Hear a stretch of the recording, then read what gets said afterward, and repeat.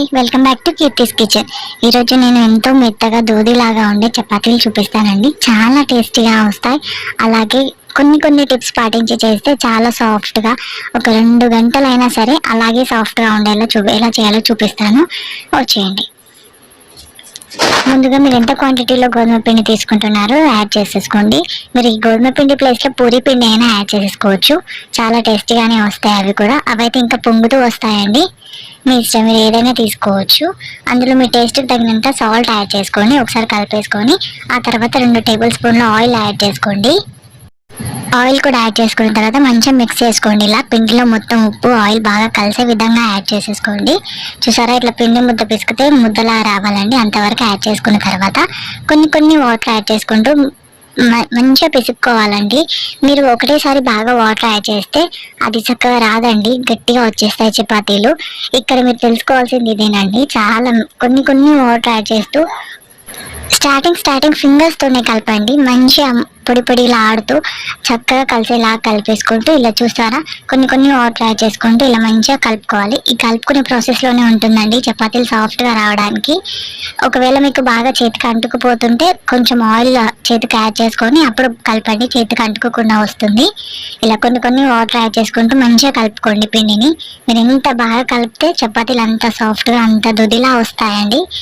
చూసారా, ఇలా కలుపుకున్న తర్వాత ఒక 10 మినిట్స్ 15 మినిట్స్ అలా పక్కన పెట్టేసి మళ్ళీ తర్వాత తీసి ఇలా ఒకసారి మంచిగా కలుపుకోండి. ఒక 2 మినిట్స్ 5 మినిట్స్ అట్లా కలిపేసుకున్న తర్వాత చూసారా, పిండి చూస్తే ఇలా సాఫ్ట్గా ఉండాలండి. ఇప్పుడు దీన్ని రెస్ట్ ఇచ్చేయండి. ఆ తర్వాత మళ్ళీ ఒకసారి కూడా ఇలాగే ఒక 2 or 3 మినిట్స్ ఇట్లా మంచిగా కలిపేస్తే ఇంకా సాఫ్ట్ అవుతుందండి పిండి. మీరు ఎంత బాగా కలిపితే అంత చక్కగా వస్తాయి. ఇది ఒకటి మాత్రం గుర్తుపెట్టుకోండి. ఇప్పుడు వీటిని చిన్న బాల్స్ లా చేసేసుకొని ముద్దలు చేసి పెట్టుకోండి ఒకటేసారి. అలా అయితే కొంచెం కంఫర్టబుల్గా ఉంటుంది చేసుకోవడానికి కూడా. చూస్తున్నారా, ఇలా వీడియోలో చూపిస్తున్నట్టుగా కొంచెం తీసుకొని పెట్టేసుకోండి ముద్దలు. అలా మీకు ఇబ్బందిగా అనిపిస్తే ఇలా కొంచెం పిండిని తీసుకొని ఇలా సాగదీస్తూ రోల్ చేసుకోండి. ఇలా రోల్ చేసుకొని చిన్న ముద్దల్లా తీసేసుకొని పక్కన పెట్టేసుకోవచ్చు. ఇలా కొంచెం ఈజీ ప్రాసెస్ అండి ఇది. మీకు ఏది కంఫర్టబుల్గా అనిపిస్తే అది చేసేసుకోండి. చూస్తున్నారా, ఇలా వీడియోలో చూస్తున్నట్టు ఇలా కొంచెం తీసేసుకుంటే చాలా సింపుల్గా అయిపోతుంది. మీ ఇష్టం, మీరు ఎలా కావాలనుకుంటే అలా చేసేసుకోండి. ఇలా అన్ని పక్కన పెట్టేసుకున్న తర్వాత ఇప్పుడు ఒక్కొక్కటి తీసుకుంటూ ఇలా రొట్టె పెంక మీద ఆయిల్ అన్నా లేదా మీరు పొడిపిండితో చేస్తే పొడిపిండితో అయినా ఇలాగే చేసేసుకోవచ్చు. ఇలా చక్కగా ఆయిల్ అప్లై చేస్తూ ఆయిల్ లేదా ఇలా మర్చేసి చేసుకుంటే పొరలాగా వస్తాయండి చక్కగా. మీ ఇష్టం, మీకు ఎలా కంఫర్టబుల్గా ఉంటే అలా చేసేసుకోండి. మీరు ఈవెన్ పొడిపిండితో కూడా ఇలాగే చేసేసుకోవచ్చు. ఇలా అన్ని రోల్ చేసుకోండి చక్కగా. చూసారా, ఇంత పల్చగా రోల్ చేసుకోండి. మీకు చూపిస్తానండి. చూసారా, ఇంత పల్చగా రోల్ చేసుకొని అన్ని ఇలాగే చేసేసుకోండి. మీరు పొడిపిండితో చేసుకుంటే ఏంటంటే అవి అతుక్కోకుండా వస్తాయి కాబట్టి ఒకదాని తర్వాత ఒకటి ప్లేట్లో వేసేసుకొని చేసేసుకోవచ్చు.